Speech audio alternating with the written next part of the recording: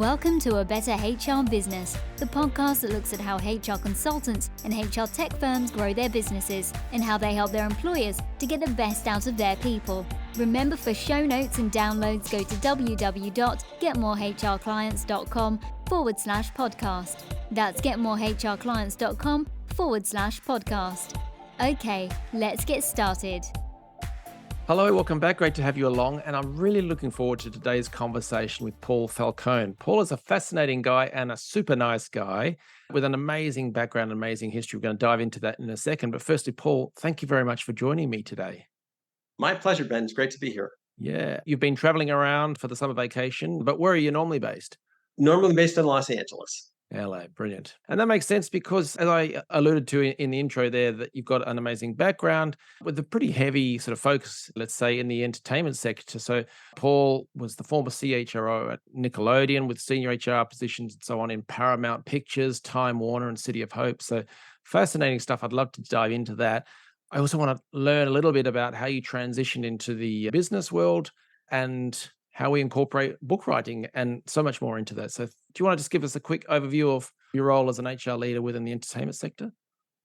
Yeah, within entertainment, for me, Ben, I spent about 10 years with Viacom, which was the parent company of Nickelodeon and Paramount Pictures. Yeah. So with Paramount, I was head of international human resources. And when the opportunity came up to join Nickelodeon as their head of HR, I was like, I'm all in. And it was fun. My kids were at the right age. SpongeBob and all the shows were filmed right in the building where I was. Wow. So the kids got to meet everybody. So it was really kind of cool. I also worked at NBCUniversal overseeing HR operations. So think of their prime time and their late night shows, anything from The Office, Saturday Night Live, The Tonight Show, was a whole bunch of shows. So I've been on the live action side, I've been on the animation side, I've been on the corporate side of HR, all the way across the various divisions. But also for me was healthcare, biotech, as well as financial services, because I wanted to be diversified.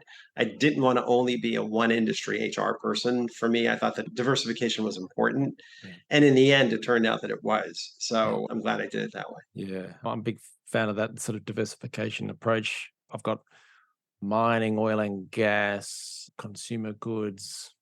So I agree. And then you learn what works in one place doesn't necessarily work in another, and, lessons you can apply. And some places where it's cost cutting, but others it's around, well, we've got plenty of capital. So how do you leverage that into different operations and so on? So very well said. You got that. It's different. People are basically the same. But the reality is when the conditions and the background and the circumstances are so incredibly different, you're right. It's different motivators. It's different ways of holding people accountable.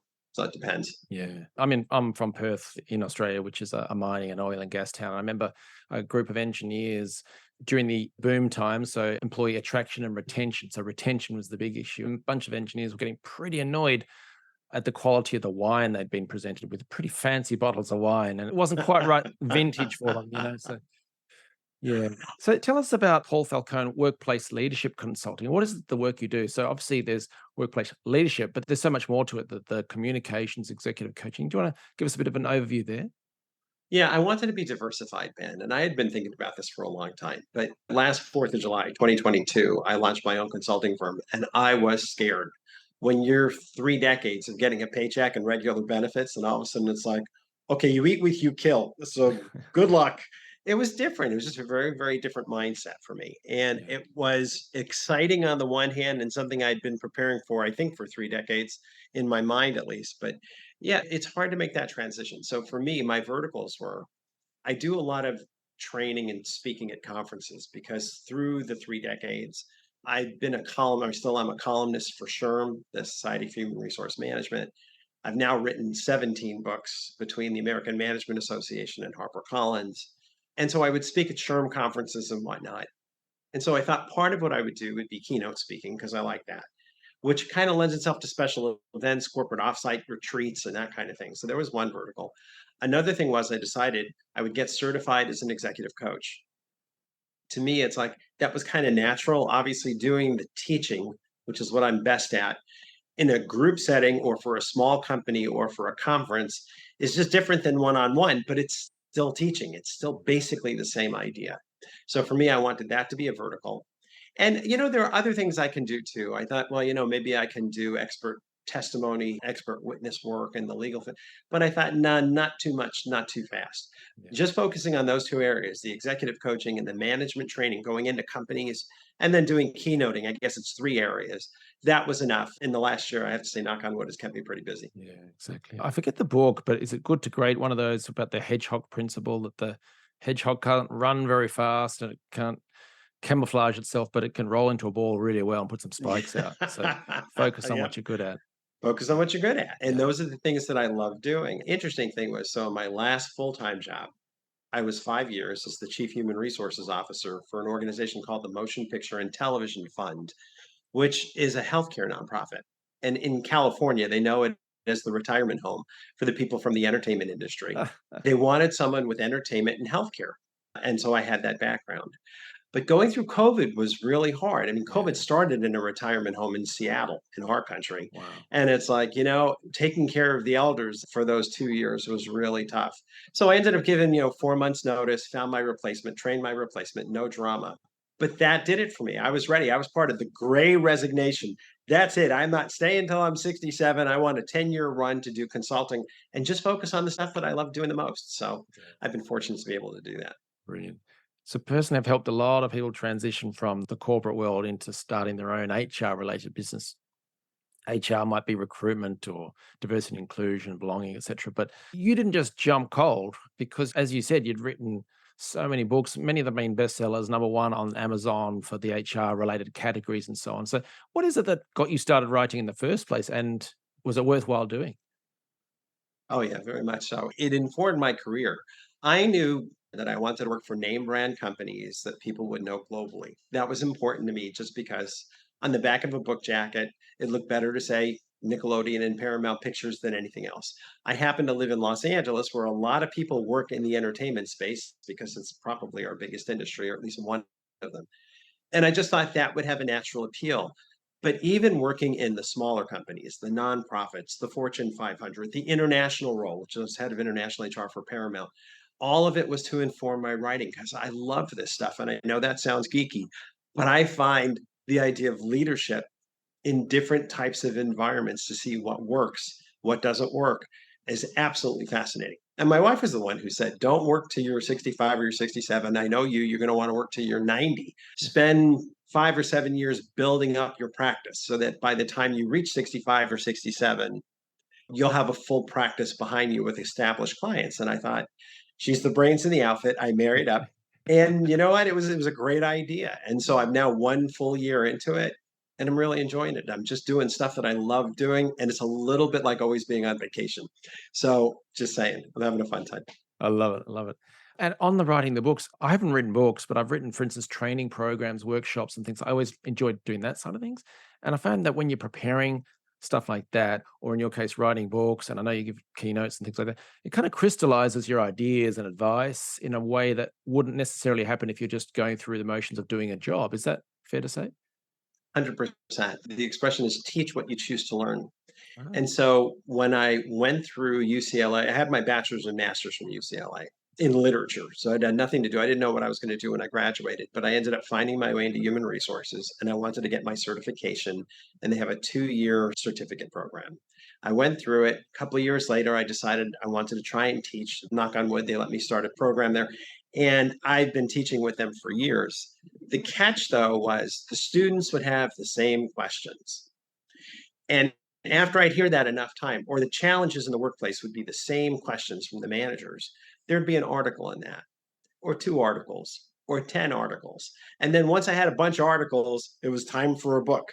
And that's kind of how it kept rotating for me. Whatever I was writing on came from the trenches. It came from what are the real questions that people have. And people would say, where do you come up with all the content for your books? And I'm like, believe me, I am not that creative. ah, This stuff finds you. It does. That book I had written on having tough conversations with your employees. I mean, I wouldn't have thought of all that. You just can't picture it until you've done it and you've done it so many times that you realize there's an article in there. And then from there, you realize, wait a second, there's more than an article in here. There's a book chapter in here. And before you know it, it can expand. So that's absolutely. really, it was just a circle. It just Yeah, kept feeding itself. All the different environments I went to created the different kinds of books. brilliant. Yeah, there are some brilliant HR groups on particularly Facebook, for example, where there's discussions and my boss has done this, or I've got an employee, and the stories that come out are just brilliant. I can see that would just feed a lifetime's worth of books. What about the actual types of problems that you solve for employers? What are the challenges you help them deal with? They repeat a lot, man. I always say what separates my books is I teach the how. Everybody knows what to do, they just don't know how to do it. Right. So this becomes your problem, whether it's the discussions with your employees, whether it's how to motivate your team, holding people accountable, having constructive dialogues, constructive confrontation. It's pretty much the employee life cycle. And I think what I see in my consulting practice is more of the same things. On the executive coaching side, it's a superstar player who's got serious, significant behavioral problems, right? Their performance is great, but their conduct is corrosive or it's toxic or whatever. But Paul, we really want to keep him or her. But the reality is, unless things change, that shouldn't be the way coaching is done. Coaching should definitely come from building on strengths. But in my experience now, the practice is they'll call in a coach when they want to salvage the person, but they're frustrated. And so that's something to solve. When you're doing the management training, then it's a little different. It's bringing fire to the cavemen. When you think about it, even if you have an MBA from a top 10 school, they do not teach leadership in the trenches. They're not teaching how to do that. They'll teach you organizational design, organizational behavior, organizational development. But what about the leadership? And we don't have that. And I think that's where my books have filled a niche, and that's why they've sold well. It's like if you want to have a tough conversation with an employee, grab that Falcone book, whatever it's called, right? Because it covers performance problems, conduct problems, reliability problems, all the different things that are real in the workplace. And when people are nervous and they need something to read, I don't tell them, look, use my words exactly. But what I am saying is listen to how the conversation plays out, because I've done this conversation so many times, it'll likely follow the same way, but also make it your own so that you're comfortable opening that dialogue and giving them some choices on how to do that. So Yeah. that to me was always the logic. And what I'm solving in real life is still what I've been solving in the books and the articles for all these decades. People have the same questions because everything is learned by experience. Figure it out on your own, which people can do, but they're going to step on landmines all the way through and expose the organization to legal jeopardy too if it's done Yeah. too egregiously. So the more I can get ahead of the problem, teach them the logic behind it, and these kinds of things, teaching them the how, giving them the words, it really tends to help. I remember when I introduced a sort of a capability and disciplinary guide to a business, and part of it was scripts on what to say in that session when you got the difficult employee. They thought I was a hero. The managers, the line managers, the ones who are in there going, I don't know what to say to this guy. So I completely agree that how is often such a missing piece. Speak for yourself. When I came out of college, I knew everything. So, come on, back down. But I know with a lot of your books, people listening to this do check out Paul's books because some of them are just really practical and helpful conversational guides when you're dealing with this particular situation. It's very rare that you find something like that. It's normally about treat the person with empathy and guide them, which is great, but it doesn't help you in that situation in the moment. To your point, Ben, that's the why, right? Yeah. And then you make them go through training. There are two kinds of sexual harassment, quid pro quo and hostile work environment, right? Which they can get right on the test. But then they go back to their office and they have no idea how to manage these things. I'll give them a script that says, let me tell you how you can do this and really eradicate this, but you have to come from your values. Values-based leadership is important. And I learned that at Nickelodeon from the general manager. He was the best boss I ever had. And he would sit with employees in new hire orientation. And this man was a legend in the animation business. And he'd say, you guys, I need you to understand what my big 8 rules are. And as long as you understand these big 8 rules, this is more important than what you're going to get in an employee handbook or a policy and procedure manual or a collective bargaining agreement or a corporate ethics statement. I'm hiring you to perpetuate the culture that's so special to all of us at Nickelodeon. Wow. And then he'd have a follow-up conversation. That was on a Monday for new hire orientation. On Wednesday, he'd have a follow-up in his office for everybody who was in a leadership/management role. And again, he would talk about, again, as managers, these are my expectations. And you'd be surprised how that works. When people know what those expectations are, when you can put it in a context that's real, that they can use very easily, everyone feels good. It's almost like this healthy sense of structure. There's this direction, there's this ongoing communication, but you learn about it right from the beginning. Yeah. And it's an easy trick, so to speak. I've recommended people who are showrunners, who are introducing a new season of a show, to talk about what are these values. It's one thing to be successful. You're the best in your class if you're on this particular TV show. That's great, but that's not going to be enough. And coaching them to give these kinds of conversations makes them feel more confident, giving them a gift that they can pay forward, and makes the employees feel better. There's far less drama on those sets when people know what's expected of them. Yeah. So the drama goes into the right place. We want the drama in the drama. We don't want the drama in the workplace. Very, very good. So what about the transition into the new business? You said, oh, 3 decades in getting the corporate paycheck. It's a scary moment for anyone. How did you go about when you, I don't know, turn the lights on? How did you go about getting the word out there about your new business and trying to get that first bit of work coming in? Yeah, 3 decades is a long time. But again, most of my network is in Southern California. So I don't know people, as many people globally, certainly, and not in New York or Chicago or whatever it happens to be. So a lot of it was getting words out to my immediate network and also LinkedIn.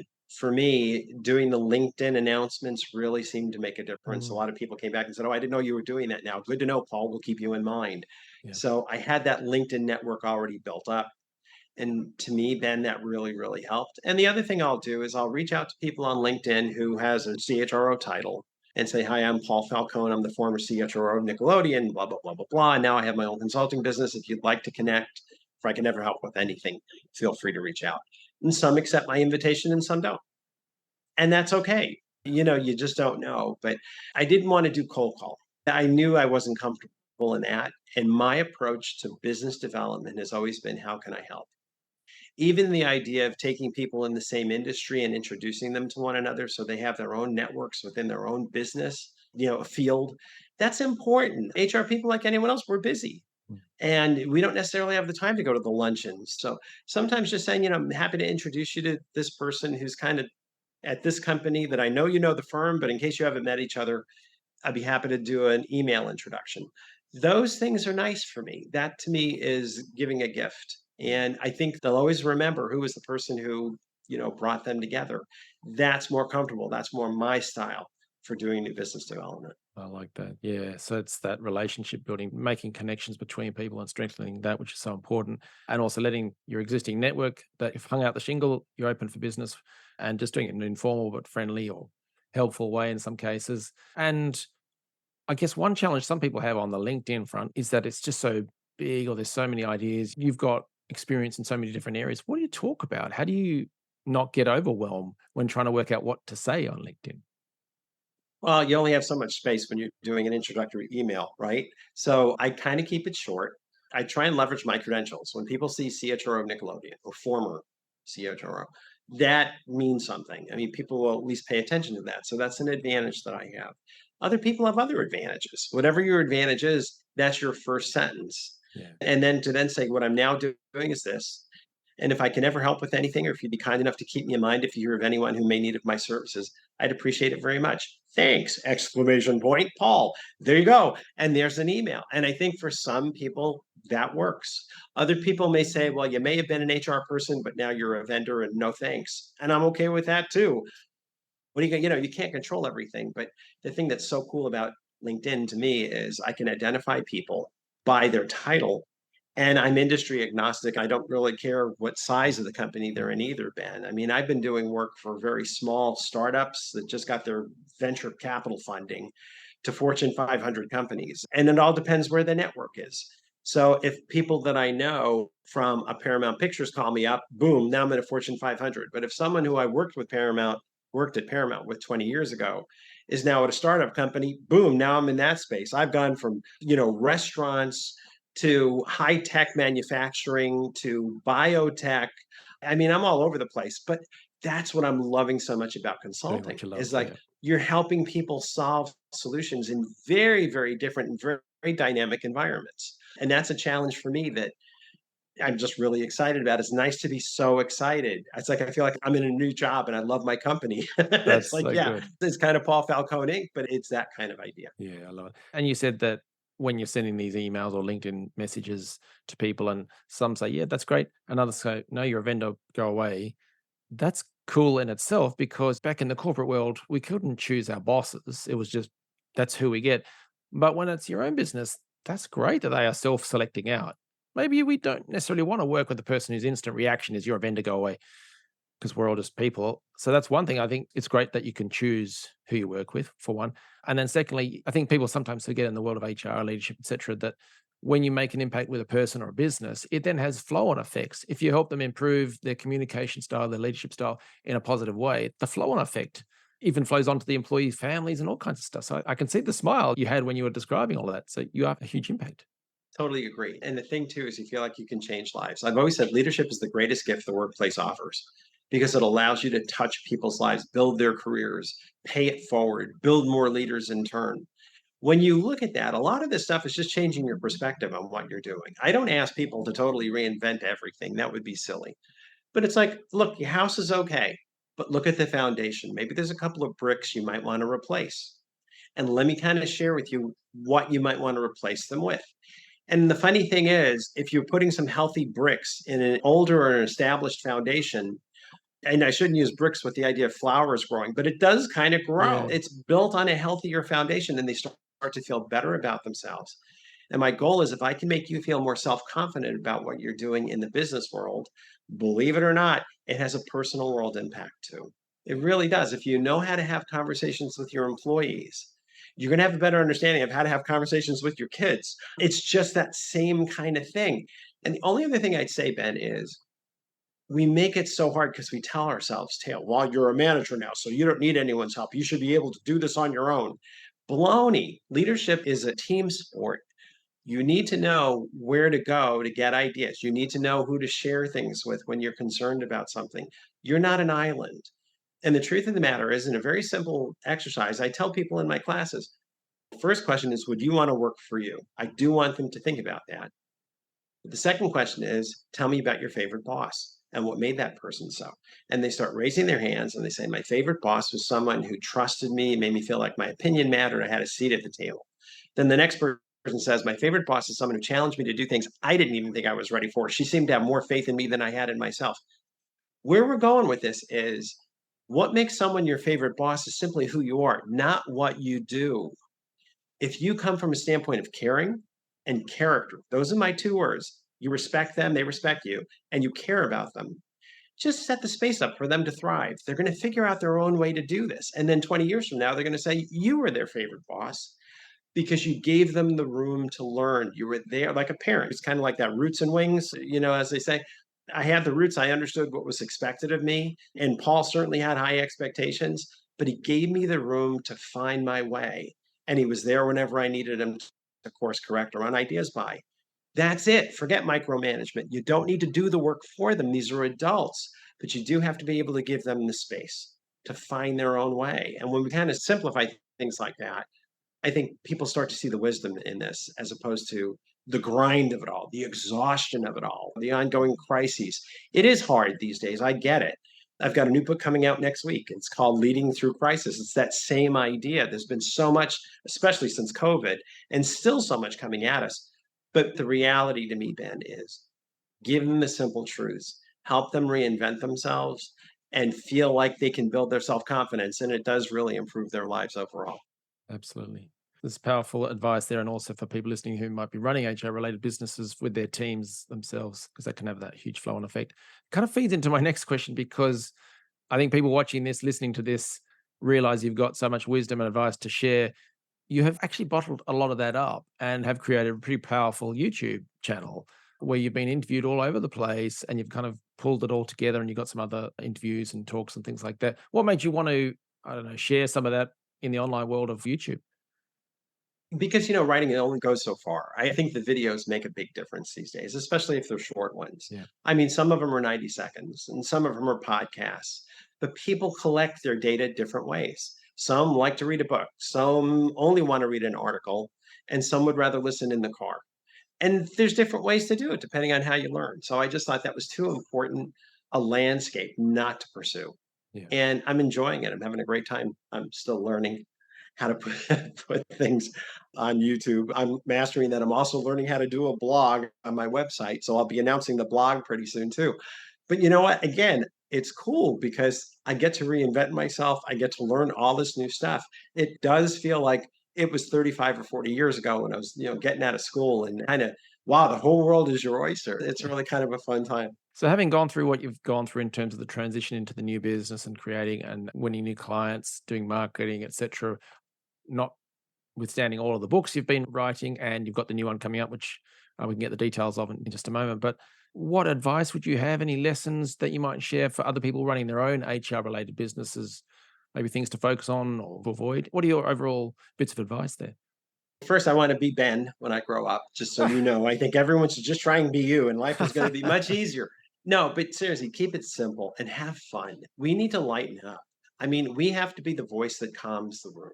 We've lost the ability as a society to sit around the campfire and pass wisdom down to the younger generation.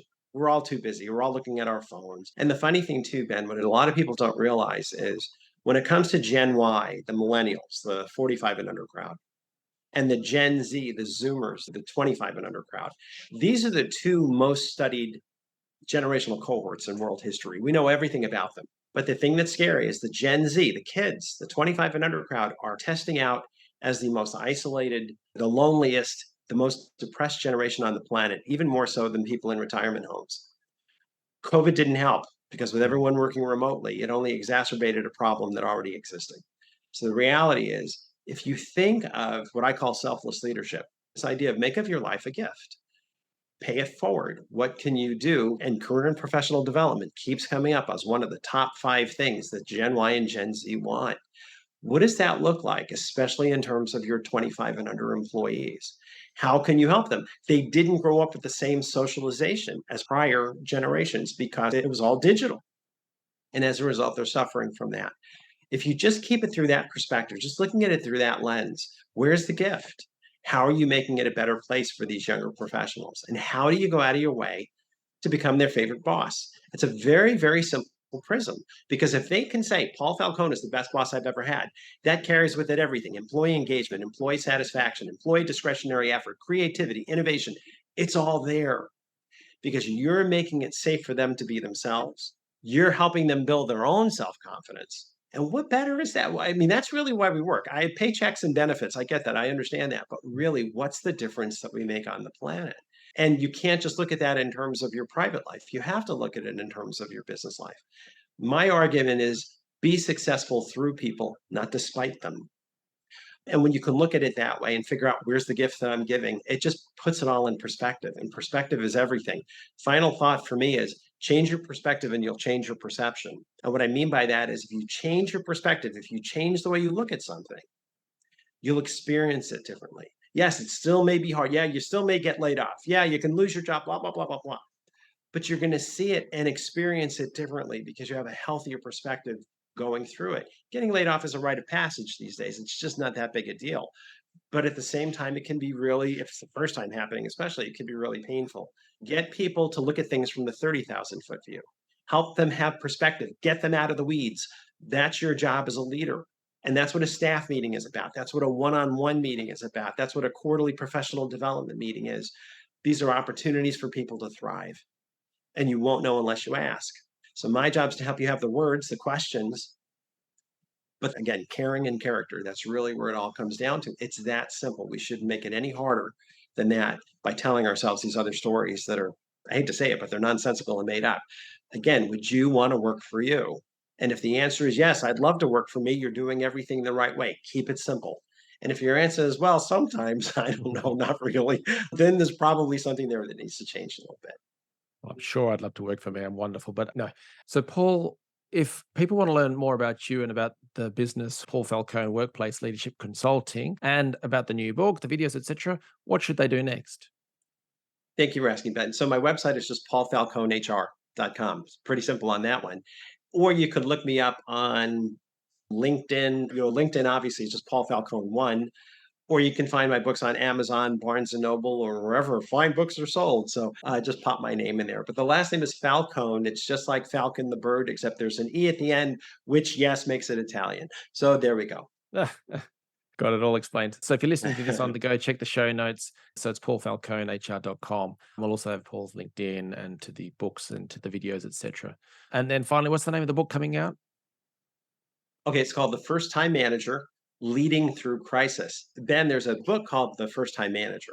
And HarperCollins is building out, under that umbrella, they're building out the first-time HR manager, the first-time sales manager. But they wanted a book, and I'm writing the HR one right now, but that'll be out in the spring. But they wanted one that can pair with all the other ones. And they said, what can we write? And I said, oh, I got it. I don't even have to think about it. Leading through crisis. And they laughed and they said, why? And I said, because everyone like me feels like their hair's on fire. There's not enough time. We're building the plane while we're flying it.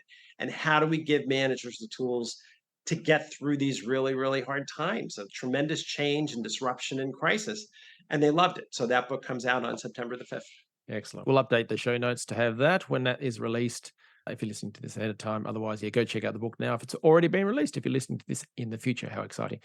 So, Paul, thank you very much. I've really enjoyed our conversation, shared some great insights, and I wish you all the best for you and the business in the future. Thank you, Ben. Likewise, it was a pleasure. Thanks for joining us today on A Better HR Business, the podcast that explores the world of HR consulting and HR tech businesses. For show notes and downloads, go to www.getmorehrclients.com/podcast. That's getmorehrclients.com/podcast.